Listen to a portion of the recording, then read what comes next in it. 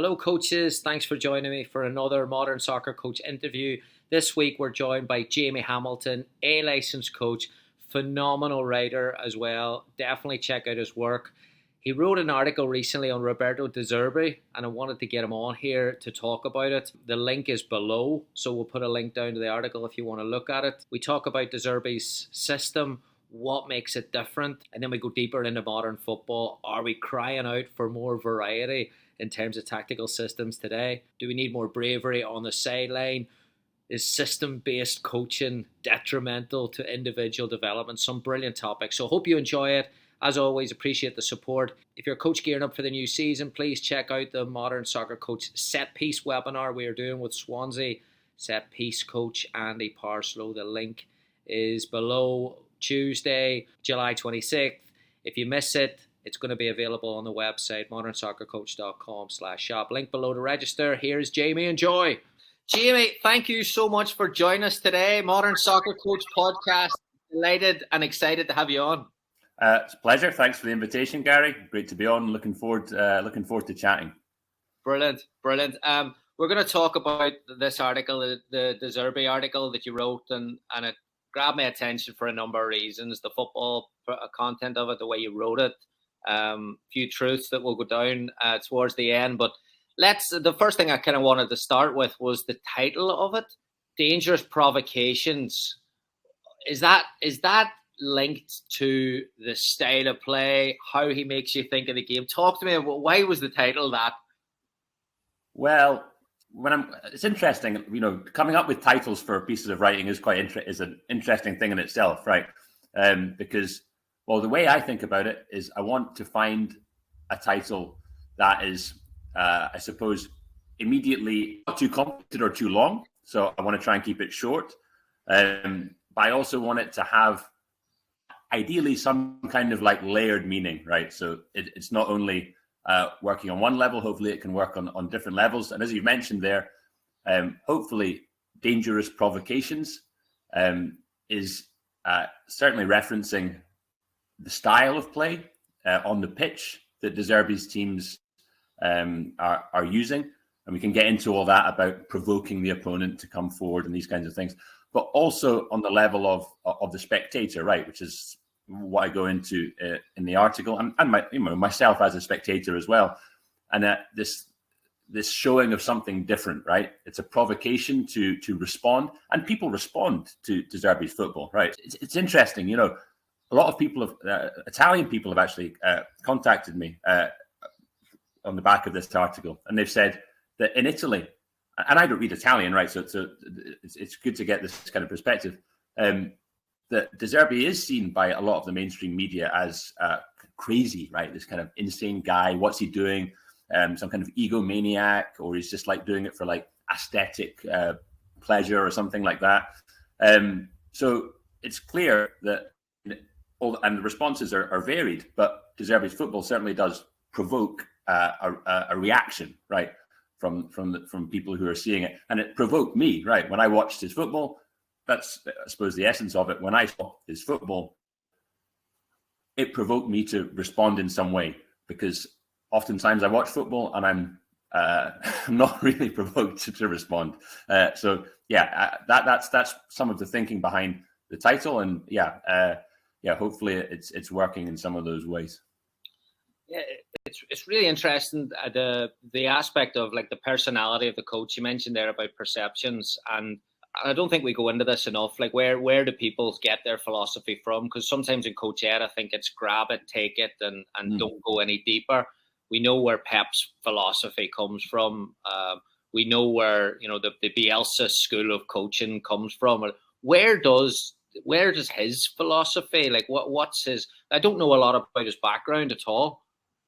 Well, yeah, I'm no expert on Roberto De Zerbi the person, right? And one of those barriers is that he doesn't really speak in English, right? He doesn't make interviews in English, so on that deeper level. I've seen some translations of clips, but as far as I'm aware, I mean, De Zerbi was a player, right? He played. He was a talented, attacking midfield player, left-footed player. Played with Milan, played with Foggia. into coaching, and he had this. I suppose I don't know where his idea comes from, and it's a good question, right? And something it would be great to find out. But the interesting thing is, and you mentioned Guardiola, Bielsa, all this, and you say, "Oh, we know where these ideas come from." Yeah, we do and we don't, right? Because we can trace lineages back through different, footballing cultures, different ideas. Oh yeah, it comes from the Dutch school. It comes from this. It comes from that. People have written many, many books and all about this kind of thing. But at the heart of it, there's in some sense, these coaches must have a personal feeling towards this football, right? It must be a football that they prefer over the other ones. That's why they feel compelled to try to bring it to life and share it with the players, share it with the fans, share it with everyone, and try and make it happen in reality, right? They must have some feeling towards it. And the way I think about it is in an aesthetic way, right? The same as that I prefer some foods to others, or I prefer some movies to others, or I prefer some music to others, right? It's not that my preference is correct, right? I'm not saying that I'm because I like such and such band, then I'm correct and you're wrong, but I just like them. And I think it's this idea of being able to zoom in when you're experiencing something and to notice what you feel when you're experiencing it and say, well, I feel good when I'm hearing that or seeing that. So that means it must mean something positive, right? I like that. And or whoever when you fall in love with someone, or it's like there's something that happens, and if you're able to notice that, then maybe it's a useful thing to explore and then try and express it. Why does Zerbi feels that way about this football? I don't know. But yeah, it's an interesting thing. So I suppose I'm speculating somewhat, right? But yeah, these are the things that I think are very interesting to think about. And just finally, you mentioned coach education, and yeah, I think that's an issue with coach education, because in coach education, you have to try to standardize things, right? You have to say, here's the way you should coach. Here's the correct things you should do in this situation. But, this is I understand why you have to do that, but this can be tricky because we don't want all coaches to be the same. Well, I certainly don't, because then all footballers are going to become the same, which would be bad.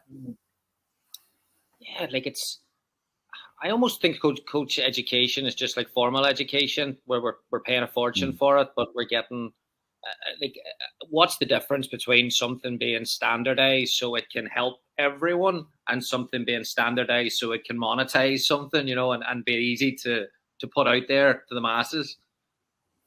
Yeah, it's a big question, right? And you're right. We can talk about formal education in this way as well, and it comes down to curriculum and syllabus, right? And how what is it that we're trying to get across? So let's stick to coach education. And I've been through the courses, got these UEFA badges and all these kinds of things, and I understand, right, the requirement for this kind of qualifications and these kind of accreditations, right? But I do wonder sometimes about how the curriculums are put together. Because they are put together from a perspective, right? And someone is saying, this is how we want coaches to coach. And it's quite detailed, if you're in possession, you have to get your players wide, right? Because make the pitch big. But then De Zerbi will say, no, I don't do that. I bring the players in. I bring them close to dominate with the ball. Now, if you're on a UEFA course, for example, and you're doing a possession themed exercise or something like this, and I brought my fullbacks right in and brought the structure very narrow, right? Okay, maybe I had the wingers out wide, but I had most of the players very close together. I'm pretty sure the instructor would say, hey, my friend, you're doing possession here. You want to make the pitch big. But then I'll say, well, maybe I've got a different idea. And, they'll say, you have to keep the ball moving, move the ball to move the opponent, right? This is Guardiola. People say this all the time. Well, how about I don't do that? How about I keep the ball still to move the opponent? Then he's going to come. So, you can try and standardize things, but it's very difficult, because what you're doing is you're actually, in some regard, you're suppressing the creativity, right? Because you are telling the coach, and it's the same with the coach-player dynamic as well. We can get into that, but you're trying to generalize and standardize and say there is a formal way of doing things, but I must say that it kind of jars with me, this approach. And I think we should probably be more geared towards creating an environment where people feel comfortable first getting to know, trying to understand themselves, and then understanding what kind of football, what kind of ideas they are genuinely able to feel comfortable expressing, right? Because they're the ones that the players will respond to, the genuine ones. And that's something that, people like Bielsa would talk about a lot, this kind of authenticity of the coach. Yeah, I mean, but is this daring to be different? Like how the courage it takes to play a system like that we're going to look at, the courage it takes to make a training session that you see is different than the traditional, conventional. Like the courage it takes to do that means that you have to develop a certain personality trait. You can't be a follower of every single, and that's where I think, I don't know what the solution is, and I don't want to get off tangent here, but I just feel like, yeah, if you're telling everyone to do a certain thing, then you're going to bring people closer to the average than you are to the top, and that's where, like, I watched the thing with Cantona the other day, and he talked about, like, the thing that he fears the most is nothingness, and there's so much of it today, isn't there? Where it's just bland sessions, curriculums, all this here, but it doesn't bring out emotion. Right. Yeah. And I feel like that a lot of the time when I watch football, and I'm not trying to have a go at, like, anyone in particular or anything like that, but just generally speaking, and actually it's not just in football, Gary. I feel like this actually, and I don't want to be like old man waving the stick cloud here, but it's like a lot of movies, music, TV shows, right? I find it quite repetitive, and when I go to the cinema, I actually went to see Elvis the other day. That was brilliant. I really enjoyed that. But and when I go to the cinema, a lot of the trailers, they're all like sequels or remakes, right? Or there's so many. It's like repetitive. It's like, where's the new idea for something? Where's the new storyline? Where's the new character? Where's the new narrative? And I think we see that in football as well. And we see these kind of recycled tropes. We see these, like you say, cut and paste, copied ideas. Oh yeah, I'm going to be like them. I'm going to be like that person. I'm going to be like that person. And, and that's fine. And to an extent, that's good, because you should always take influences, right? But I think that the way I try to approach it or think about it is, yes, take the influences, but then try to rearrange them, right, in some way that is authentic, right? One metaphor I was talking to someone about this the other day, and I was talking about Legos, right? Like the Lego brick toys, and it's like, you can get all the boxes of the Lego toys and recreate from the instructions, right? All the things that you're shown on the box, or you can just put all the Lego bricks in a big mixture and just make your own creation from it, right? And it's like this idea of, okay, I'll take the cool stuff, but I will try to interpret it. And cooking's maybe another example like that. I'll take all the ingredients, I'll take all the ideas, but I'll try to mix them all up in a way that is an expression of me, and then try and produce something coherent. I mean, I'm talking here. This is not easy. It's very easy. It's easy to talk about, but to do it is another thing. Brilliant. Okay, we'll get back to that. I want to look at the Zerbi system. I've got 3 clips here. The first one is something that you've talked about in your article about outnumbering the opposition in the build-up, and how you almost offset a press. And if anyone's listening to this, hopefully they won't block this content. We'll be able to put this video up. So if you want to watch this on YouTube as well, we'll get the video up. So it looks almost, if we talk about unconventional, it looks like he's brought too many players, you said, towards the ball. That part of what you're saying?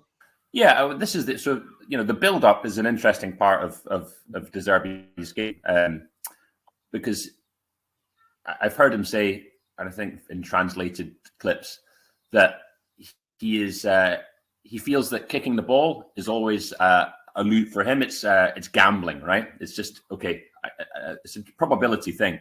He doesn't want to gamble in this sense, right? He will shoot the ball long sometimes, but I remember a game. Who was it? Was it Inter Milan away? It's been a few games that he uses it, but usually he will bring everyone back, and then he'll try like a zinged long one into the striker if he is going to do it. So it's not a punt up the pitch, right? It's a zing. So it's not necessarily that all passes over a certain distance are disallowed. He will sometimes go a bit more direct. in certain moments. But yeah, the idea of this build-up is to move forward with it. And this is not necessarily a De Zerbian idea. Guardiola's talked about this kind of thing. It's to control the ball and move up the pitch together as a team. You see these kind of principles. And the idea of bringing the players back is obviously to attract the opponent forward, right? To provoke them into breaking from their shape and moving towards the ball. This is not a new idea of what I'm saying or anything like this, but you'll see it. I'm in Scotland, right? I watch football in Scotland. I watch football in UK. I watch, Sky Sports, BT Sport, all these kinds of things. And, you still see when teams are making these build-ups, a kind of misunderstanding of people when they're analysing it and say, oh, why are they doing it? It's too risky, this, that and the other. But, the idea is obviously to bring the opponent forward. So, and you saw in that clip there, if you break that initial press, then you have like 70 meters of pitch to go against maybe 4 or 5 defenders. And when the space is that big, it's very difficult to defend. And especially if it's your fast attacking guys, so specialists in those situations against their back 4 or back 5 guys, 70 meters of pitch is not easy to defend. So you can make a fast attack. So if you can bring forward those pressing players, maybe 5, 6, even 7, right? Bring them forward. And if you are able to outplay them and eliminate them, then of course you have the space to open. So it's a logical way of playing, right? In that sense, it's not just we're gonna. I don't know. Some people think it's like some kind of show off stuff or something like that. No, there's a functional reason for it. And De Zerbi's idea is to overload this first line, right? To bring, including the goalkeeper, sometimes 8 players. So then, of course, if the opposition wants to have numerical parity, right, they're going to have to send forward 7 guys. And it's like, well, are you willing to do that?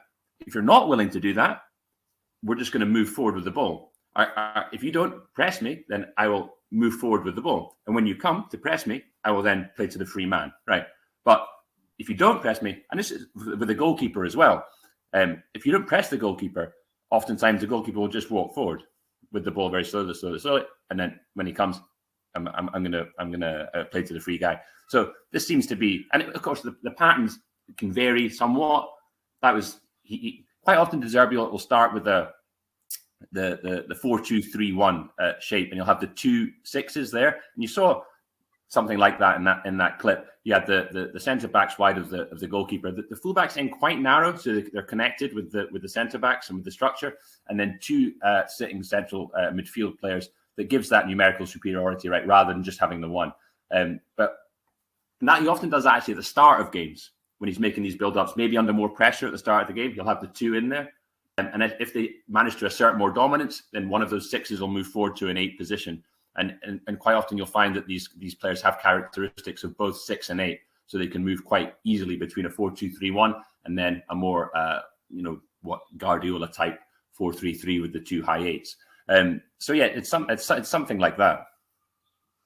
Yeah, but that's fascinating. The solutions that you get to build out with 2 6s who are really, really deep, and that's where I think there's a Pep quote about how he prefers 1 6 to build, 2 clog it up, and I found it myself. You almost get stuck with 2 6s, but he solves that. Yeah, like, bang, bang.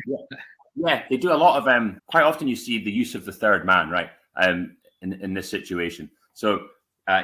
Maybe it's if the centre back is going to play the ball into one of the 6s, who obviously is going to maybe have hard pressure from behind, then the other 6 is going to drop at that angle, so you can immediately receive the 1-touch layoff, and maybe then they can do the next move. So they're looking for those kind of connections, and you'll see those third man moves a lot in De Zerbi's build-ups. You even see it in I've watched some of the.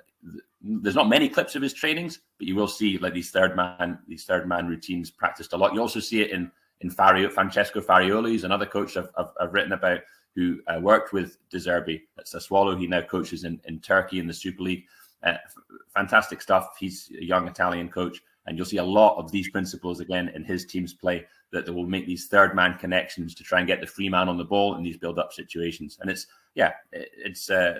obviously it takes collective understanding from the players to do it and good execution. But it is simple football. These are short passes over short distances, and it's easier to make a short pass than a long pass. So people say, "Oh, the players don't have the technical ability to do it." It's like, well, it's actually easier to make a short. Last time I checked, right, it's easier to play an 8-yard pass than a 60-yard pass. So, to me, it actually favours the players in this sense. Yeah, and this brings us along nicely because I'm convinced it's easier to play against pressure when you know what you're going to unlock. Like you mentioned it there about waiting for it. So like the second clip, and this is again something really, really unconventional. I'll pull it up here. This is the one, and you talk about this specific action of the centre back in your article who almost stands, and it looks as if the game stopped. That's such a simple thing to be like provoke a press, but like to watch that clip, 20-second clip, to see what they do, how the defensive line they make it step, then it recovers, then they manipulate it again, it steps because they go back and then they go over it again. Like that's incredible thinking to be like most of us again. Traditional thinking is avoid presses at all time, avoid pressure areas. But what he's doing is almost the opposite of that. Right. We saw a couple of things there. So one of the before it was Marlon did this pausa move, which we can get into. There was a couple of bounces right from a centre back midfield player to the other centre back.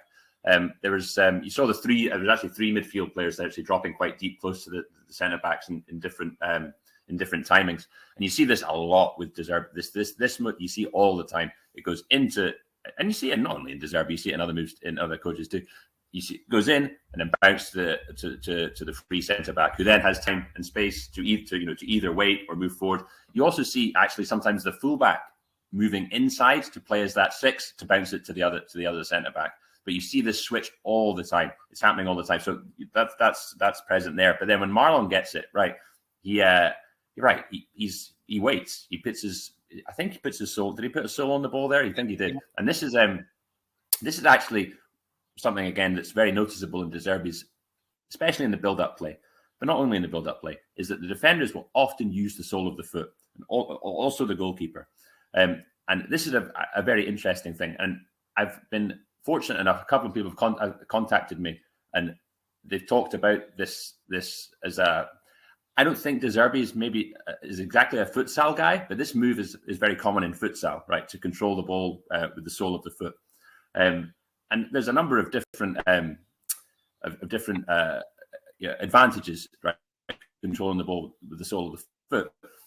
Some of them, I don't know if Zerbi's doing this kind of thing. This is some information that I was given by a futsal guy who I don't know about futsal, but this is really cool to me. And he talked about how that oftentimes in a futsal team, when they've been playing together a long time, they've got a good understanding between each other, they'll actually communicate with the ball, right, with these kind of movements. So a sole on the ball will mean something, right? If he rolls it to the right, this will also mean something, right? If he rolls it to the left, it will also mean something. And it was not a set thing that they would mean. These kinds of sequences are developed through the understandings of the players, but as a way of communicating, right, with the ball. So that's one very interesting thing. Another interesting thing about the sole control, maybe not so much in the centre back, but certainly if you imagine, and you see this as well in Zerbi's teams, with the centre forward receiving the ball, maybe with his back to goal. If he controls it with the sole, he actually is able to move the ball immediately in any direction, right? 360. It could be back to the side, to the left, and it doesn't have to take another touch to adjust himself to make the pass. He can hold the ball, hold off the defender, and then observe where the players are moving, and then make the roll move. So it adds variation to the direction of which you can play the next pass, which is quite cool. Also, it's annoying for the opponent, right? So you see in this clip, if you see, like, if you're a professional player, right, and you see the centre back just standing there with his sole on the ball, you're like, I'm not going to have this. It's like this guy's he's provoking me, right? He's saying like a bullfighter or something like this, right? He's saying, "Come on, I'll stand here all day, my friend. Are you going to press me or not?" And if you've been told by your coach, don't go. That's what they want. That's what they want. Don't go. But after a while, you're just like, I'm going to go and press this guy. So, and then when that happens, you see then the move is made, right? The penetrating move is made. In this case, he goes long over the top. Again, it's not just a punt. It's a long pass because the lines come up as they pressed, or it could be a shorter connection around him. So this sole control is something that I think is fascinating. it's potentially something we're going to see a lot more of in football. I don't know. I would quite like to see it because it seems to have numerous advantages as opposed to the various other ways that you could control the ball. So yeah, I love this kind of stuff. That's one of the things that I first really clocked was this the way and it is like you said, like it's like someone's pressed pause, right? And people say, oh, move the ball, keep the ball moving, keep the ball moving. No, why? I do the opposite. This is what's so interesting about this style of play, and it's I think it's a lot of fun to watch for sure. It's funny. I watched. This is 20 years ago. Brazil brought like a charity team over, and Dunga was playing in the US. This is like he just retired, and I was a central midfielder, so I was obsessed with like Dunga playing, and I spent the whole game just staring at him. And every time he would, because the game was played at such a slow pace. One thing he would do as a traditional six today, he would get it and roll it, and then pop, and he'd pop. But now when you're talking, thinking, yeah, maybe that was to offset, that in Brazil, maybe that means a 9 checks or some space opens like that there. Yeah, it's really interesting that. Yeah, and it's something that I hadn't. This is not my thing. This is something that I've, again, from conversations with people that I've started to understand. And I've been watching a lot of futsal the last couple of weeks. I've never really watched futsal, but what you start to see is that okay, there's 4 outfield players in the futsal team, and the diamond shape is obviously a good shape because it affords the connections. But then the rotations within that diamond shape are super interesting, and you can see in a lot of De Zerbi's football, you will see these diamonds forming. I put a little Twitter analysis out a few weeks ago about how these diamonds form in various areas of the pitch, and you can think about it, like diamonds being the left centre back, the left back, the left 8, and the 6, and the same on the other side. So it's like you've got 2 diamonds with the 6 playing in both diamonds, and then there's other diamonds that with the striker, with the goalkeeper, and these connections that are made in futsal within this diamond, and the connections and rotations that are made within this diamond setup are super interesting and really cool, very imaginative, and I think football can take a lot of these kinds of ideas because, as we know, time and space is getting reduced by these defensive organizations that we're up against now. So it makes sense to look to something like futsal, which is about solving problems in very small spaces with very limited time and limited space. Seems to make sense to look to a footballing discipline like that for solutions in a game that is becoming more and more compressed, right, by these very, very well drilled, organized defensive systems that are just reducing space between lines. Every year we go by. So to try and break these teams down, maybe we're going to see some more of these kinds of ideas, because the fact that the players are actually close together has advantages, right? Because you can read each other's body language better. And this is again, these futsal ideas is that you can read the eyes of your teammates. You can learn these body movements, these gestures that are being displayed. Not so easy when you're all far away from each other, right? It's harder. So again, this compactness of the possession structure, which is counterintuitive, may actually afford these different kinds of solutions, which I think is an interesting way to think about it. Oh, brilliant. Third one, and again, something unconventional, attitude to risk, that fascinates me over the last couple of years. Again, not to go down the road of moaning, but something that I think balance today is the most misrepresented, worst word to use when coaching philosophy. Get the balance right, and you have to get the balance, because it puts people bang into the average, and it takes them away from taking a chance or something.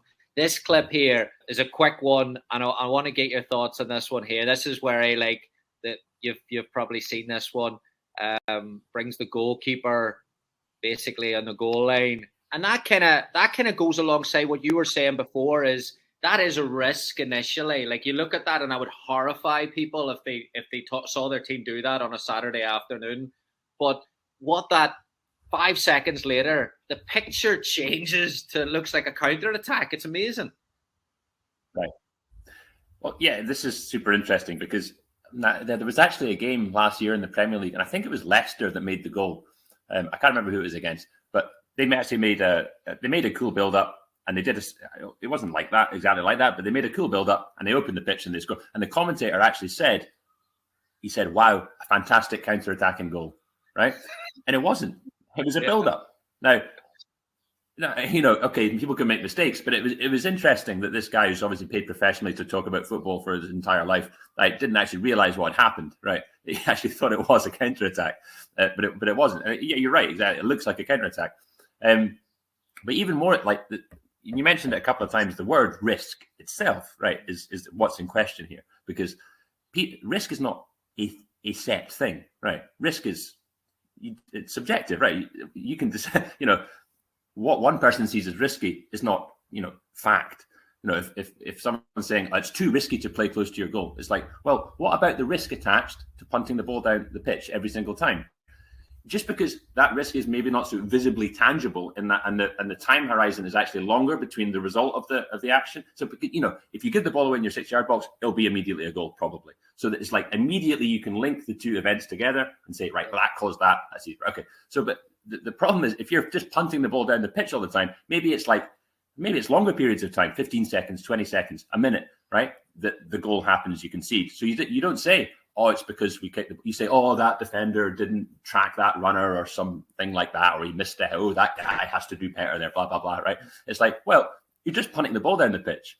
So you're losing, you're making this a completely random game. And so the risk attached to doing that, given the, other circumstances of the game, is also, you could say, is higher than if our players are trained and good at making short pass build-ups. Then it's not risky. It's more risky to actually, and Guardiola would say something like, the faster you kick it up the pitch, the faster it comes back, right? That's one of his mantras, something like that. So if someone says it's risky, I say, well, show me how you're calculating your risk. Show me the math, right? Because you can't just throw around words like risk and probability without actually backing them up with your reasoning. Because and this happens all the time. Like you say, oh, it's too risky to do that. It's like, well, depends on what your framework of risk is. So the Zerbi has it's working from a different system there. Hello, coaches. We'll take a quick break here. If you're gearing up for the new season, we've got two things for you that might help.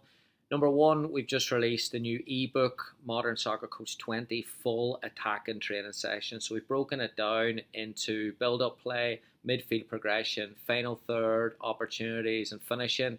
All principle-based. 3 exercises for each topic, so 60 exercises in all. That's available now, modernsoccercoach.com/shop.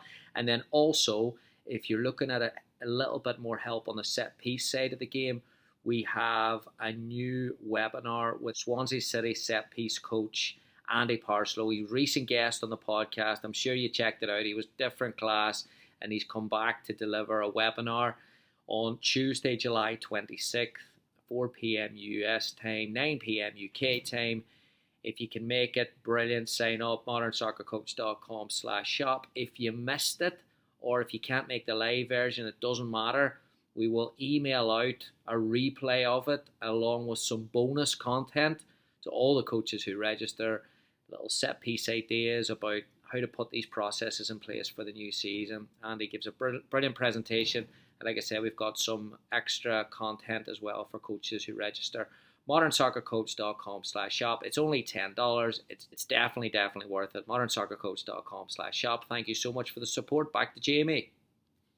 Something I've noticed, and again, this is recent and more of just watching a lot of football, has been when the game is direct in terms of low risk. Both teams are playing low risk of smashing ball, goalkeeper to centre forward, goalkeeper to centre forward, and both goalkeepers are doing it.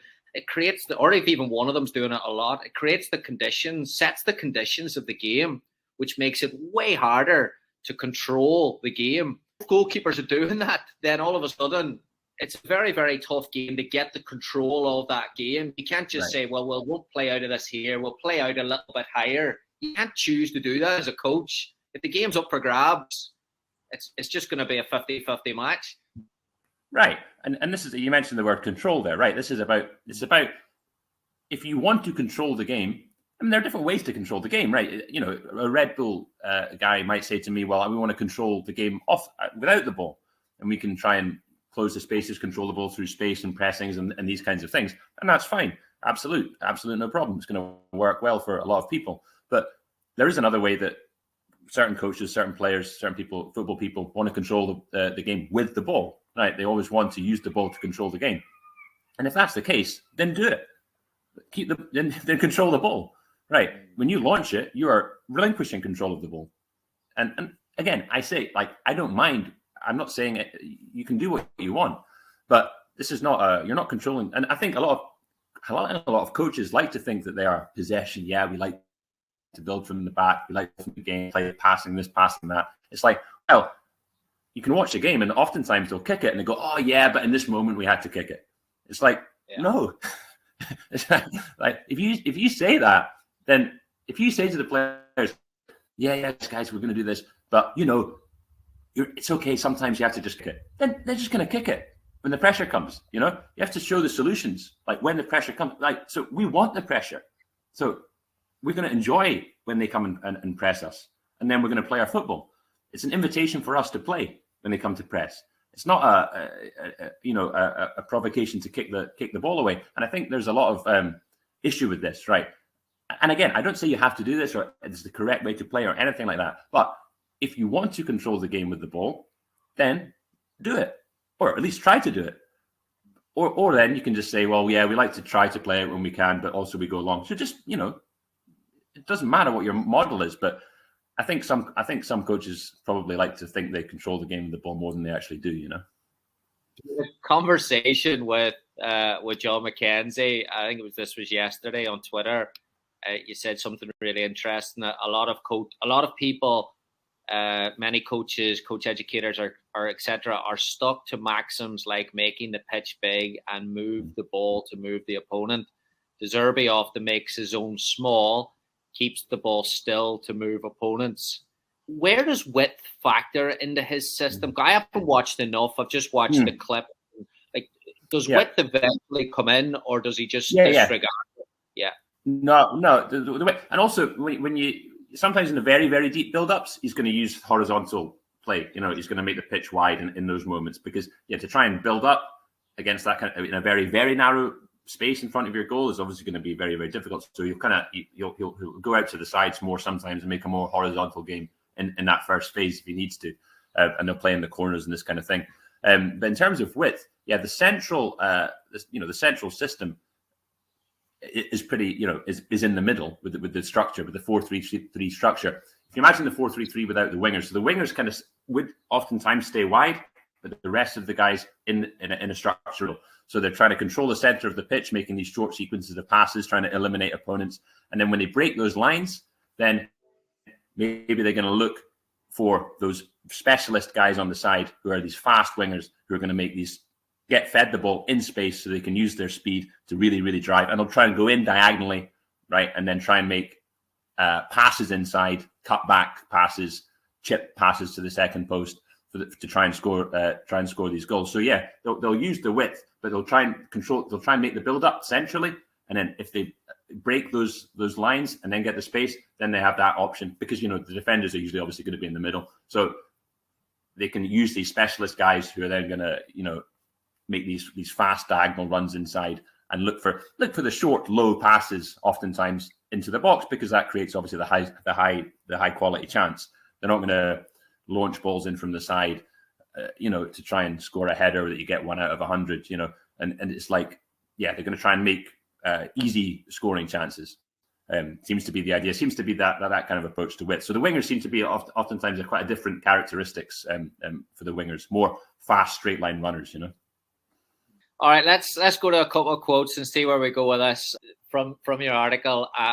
I'm begging for football to seduce me again like it did way back, that 7-year-old kid who sat on the floor, cross-legged, glued to the TV as Nessun Dorma soundtrack images. I devoured every moment of Italia 90, the colours, the graphics, the stadiums, the tension, the heat, the strange slowness of the play. Higuita, Milla, Schifo, Valderrama, Caniggia, Stojkovic, Francescoli, Baggio. It was love at first sight. It came on last night and on my YouTube recommended watching it, highlights, 10-minute highlight Cameroon versus England, Barry Davies, and like, of course I watched it. And like the space, football's technically it's not clean, but it provokes this where you were at any time. I'm always asked like where if I'm struggling with burnout, or if I'm in a bad spot with football, or if it's just like falling out of love with it or whatever it is, I'll watch 1990, 1994, and it just brings you back. Do you think that's nostalgia, or do you think there was something just there that was special about the game? I think it's part. I think first of all, I think we're showing our age here, Gary, right? Because this is, but I think there's a point. So when I'm thinking about this, I think yes, it is nostalgic, but and it's different for every person, right? But what's interesting about certainly was interesting about the 1990 World Cup for me. It was the first time that I'd experienced this kind of this football of the other, right? This was different, right? I'd watch, you have football in your own country, your own local community, your games, your local team, this kind of thing. And back in those days, it wasn't the internet, obviously, so you're limited in the football that you can consume. It's almost all UK football, Scottish football. Sometimes you get clips of wow, some football from another country, and you think, wow, who are these guys? You hear the stories of past World Cups, and the pictures and the little grainy video clips of these players. But then in Italia 90, you're like, wow, look at this. What are these stadiums? Look at the weather. It's hot. Right? This is crazy. Look at the graphics of the TV presentation. Right? It's all different. And look at these players. Right? These spectacular players with their haircuts and the colorful strips and this is all. It's all different. Right? Again, it's this idea of difference. And I was always just drawn to that in some way that I don't really know why. I just found it so compelling that there was this whole entire world, right, of that I was not, I hadn't actually had access to, and now you had it in your living room, like every game, all these incredible different cultures, different football. So I think that, and the thing is, as we've gone forward in time, and again, this gets back to the idea of standardization. Maybe those differences aren't so pronounced now when kids watch their first World Cups, because we're all connected. And I'm not but we're all connected with the internet. We all know about a lot of other things and other cultures, these kinds of things. So maybe that kind of that impact of that exposure to the otherness isn't as big now as it was then. Maybe, I don't know. But and in terms of the football, yeah, okay, the football is the football, right? I think it is more something to do with that the impact of seeing something different, which again we can link back. That's why I included it in the article, right? Because it's of that theme of being, again, this impact of difference, provoke this reaction, drawing you in, right, into closer dialogue. And that's what I actually, I get into this in the latter part of the article about how this idea of actually intentionally. People can intentionally do this, right? They can design movies, music, maybe football, with the actual intention of provoking this dialogue, this relationship. And I find that stuff very interesting because that World Cup for me was certainly a moment where I can trace back and think, yeah, that was a moment, like I say, which drew me in. And I think the drawing in is because of the difference, or because it's different, and because it jars you out of your current way of thinking and shows you that there's an alternative possibility. Yeah. Well, the number 10s that you referenced, there's such a variety in the way they went about their business. Like Valderramo's like a surgeon. He was slow, precise. Gascoigne was he was the bull in the china shop. Maradona was the wizard. Schifo, Stojkovic, they were all so different. And what your article then comes kind of around to was how you have another quote about Sky Sports, and you wrote it's live, and you put the capital letters and 5 or 6 I's. It's live. It's the best league in the world. Because we lost control, and I watched a great 4-part documentary series on the Premier League recently, and it almost just tells you when football was lost. 1985. Money they said, oh, we can globalize this thing. So when they globalized it, they took away, but they also then programmed you to think that you talk about standardization there. This is good, this is great, you're going to enjoy this, and it removes the ability to think. Pay us the money to watch it. A fortune. Yeah, and right, it is a fortune.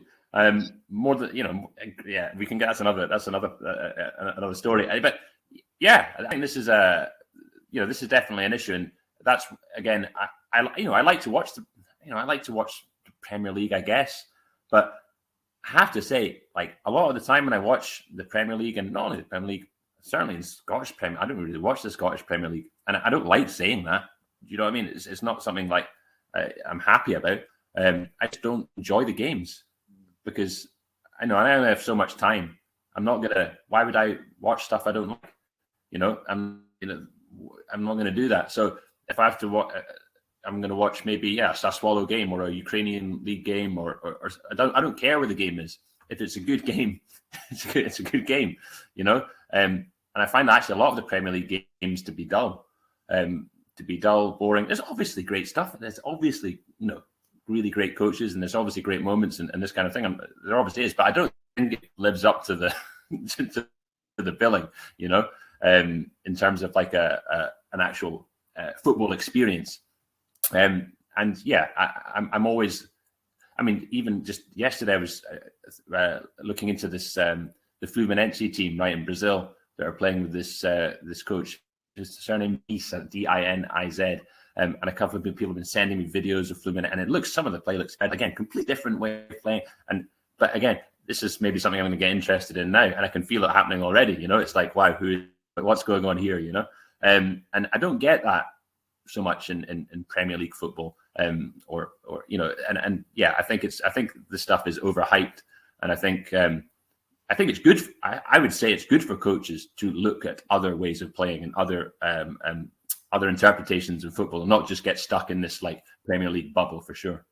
Yeah, and I don't care whether if millions of people pay that money to watch, and I'll watch it occasionally, but I think it relates back to the coaching aspect. I do have strong feelings that when we kind of go around to wrap this up, when we're talking about coaches, that like the very, very few coaches are going to develop Guardiola type teams and transformational teams. Like, we're just not that fortunate to work at the new camp with a big checkbook. But so many coaches, and a lot of coaches that listen to this podcast, are trying to develop those types of players. Like, it's their ambition to help get someone to the next level. But surely, if your mind is this to where you watch football, and you're not open to the side of like, all right, well, the Cantonas, the Bergkamps, the Valderramas of the game actually didn't get coached in their lives and produced magic like that. Surely that's then limiting our ability to manage personalities, people, whatever, to try and take people to the next level. Yeah, it's very interesting because the thing about Guardiola's football is it's a system, right? It's hugely system oriented, and you see this all the time with like players that go to Guardiola's teams. It works with some, works so well with others. People like Ibrahimovic have no time for it, right? They're quite open in saying that they don't like the guy and they think his football is not for them. And you can see, obviously, and then maybe someone like Grealish is a good example of a player who, is more of a free-spirited guy, likes to dribble, likes to take on players, this kind of thing. And you've seen what happens when you go to Guardiola's system is that essentially you're not allowed to do a lot of these things. And you have to learn to do other actions that are deemed correct for the system. And again, that's fine. That's Guardiola's system. But it's a system, right? And that he demands that his players, and he's not alone in this for sure, and I think it's on the rise. It's quite obviously on the rise in top-level football, that you get the success of these coaches that are putting the system first and saying, you guys need to fit into this system. So you're allowed to do these actions and you're not allowed to do these actions. Okay, get it? If you don't like it, go. Right? This is how the system works. And the system is bigger than you. Right? And this is quite extreme. And so then if you're going to get coaches that are saying, oh yeah, I want to make a Guardiola player, then you're going to have to be very extreme and saying, you can't run there, you can't dribble there, you have to do this here, you have to do this here. And is that a good way to develop footballers for, like you say, a game that is not just Guardiola football, right? There's many different ways to play football, many different interpretations of it. So, yeah, it can be. I don't think it's necessarily a good thing that these systems coaches are now at such a high level. And it's interesting to see different interpretations of how can we put these together. That, yeah, okay, you always need some kind of system, okay, like a setup. You're going to be here, you're on the left, you're on the right. It's not just, you can't run everywhere, right? So you need some kind of system, but how can we make systems actually afford spontaneity, creativity, and this is, again, going back to Fluminense, this is something that I see in their play already, only by watching quick clips, is that, sure, there's a structure of formation, but the players are moving very fluidly, right, and creating different kinds of patterns all over the pitch. Much more fluid than, say, a Guardiola team, where you see rotations, but they're always rotations within these set structures. And it's interesting, I think, to try to think about, if this has been the age of this Guardiola type led systems play, what's the next stage of that development?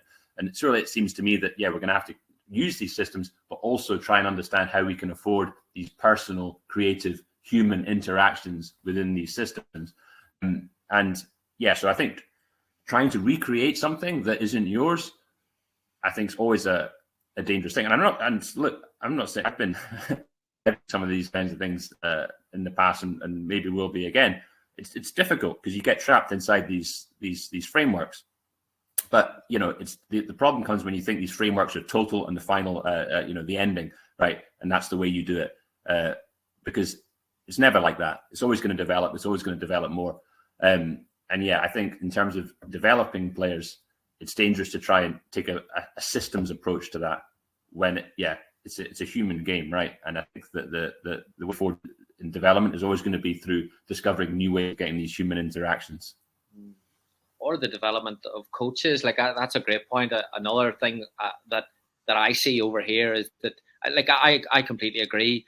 The structure that's in, there's no room for do your own thing in Pep system. There's very little room in Klopp systems. Most systems today, most top coaches are very, very system oriented, and I actually don't mind that. Like, if Conte's another one. Conte, oh, absolutely. And if I was coaching in the Premier League tomorrow, I would actually do the same.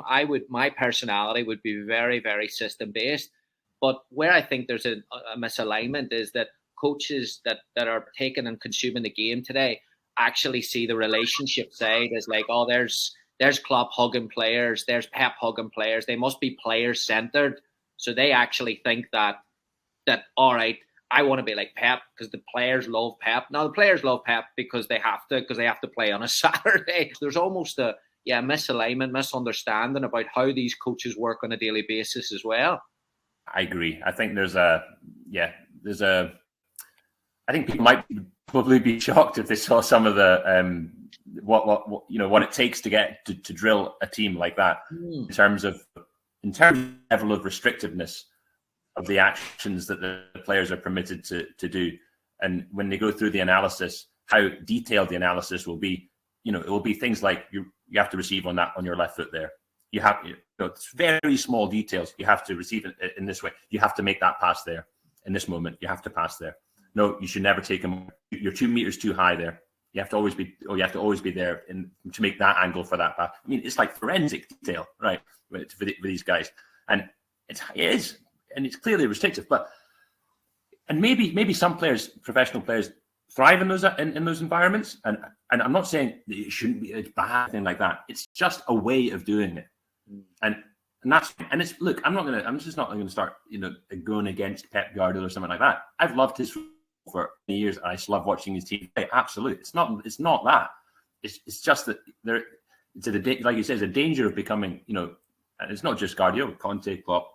It's a danger of the systems approach, the system above all else approach can start to trickle down from this top level to maybe lower levels, development coaches, youth football, this kind of thing. And if we're going to go in that direction, then we're going to be really creativity and development of players, which I don't think is necessarily a good thing. There has to be, and even at the top level, there has to be a way to combat this with a system that actually allows for spontaneity. But it seems to me that the way to break these systems would be to use the power of humans, right? The more humans, the approach of, and this is why I was talking about things like, reading each other's eyes, talking with the ball, these kinds of things. These kind of the ideas that I don't think a can necessarily account for, because they are on such a close-knit human relationship level. And if these kinds of things can be seen more in high-level football, then maybe it's going to trigger something of a change away from this very top-down systems approach. But, like I say, and I agree with you, maybe if I was in that position, I would be pretty well, do you know what I mean? Because especially at the start, because you have to get things working, right? I think Ten Hag's an example, because Ten Hag is clearly a guy who knows how he wants to play. He has a system. But it seemed like with Ajax, he had a system that was fluid. It seems like he's quite adaptable. Seems like he encouraged the kind of interactions I'm talking about. Maybe that was just the players. We don't know. But it's already interesting. I think that's going to be super interesting this season to see the difference in transformation of Manchester United under Ten Hag and what he does then. Because he's a Pep type guy who's very, very strict systems, or will his system be there and allow some of these more fluid interactions? It's going to be super interesting to find out. Brilliant. Jamie, we're out of time. We've gone way over as anticipated. I knew this I would get carried away with my clips. This has been amazing. What's up next? Who's the next article? Interesting. There's a few different ideas cooking away at the moment. I'm working on something about what I've been talking about there, about this what you might call rise of systems play, this rise to dominance of systems play, and what that actually means and what it entails, and whether there's what the next step away from that might be. Like I said, I'm also interested in Denise and Fluminense and what they're doing. And there's a couple of other aspects that I'm thinking about. And yeah, I've a few ideas to go, but it's also, I have to have the time and to get them down. And hopefully I'm going to have that. I'm going to go on holiday next week, so that's going to be nice. Have a little break, and then back. I think I'll be trying to get some of these articles out. Whether I stay on Medium or use a different platform, that's also something I'm thinking about, how to actually present the work, because it's something I enjoy doing, and I want to, I want to do it as much as possible, and develop it as much as possible, because hopefully there's some benefit in that. So there's always ideas cooking away. It's just finding the headspace sometimes to actually get them coherent and get them. And also, self-editing is always my issue. I feel like maybe improving at that, but that's something that I'm more in terms of my own personal development. Knowing when to get rid of the fat, that's the key, I think. Brilliant. Well, I love it. If I can help in any way and getting stuff out or sending stuff to the masses, let me know. But I love your work, and I'll hopefully get you on again. We'll get another topic and we'll have another ramble. Now, I've loved this. This has been fantastic. Thank you so much. No, thank you, Gary. Any time. I really appreciate you inviting me on. It's I love what you're doing, the platform you're giving and talking about development, and it's I think a lot of coaches are finding it super useful, and it's fantastic to have platforms like yours that are facilitating this. So real pleasure, and love to talk again anytime. Absolutely.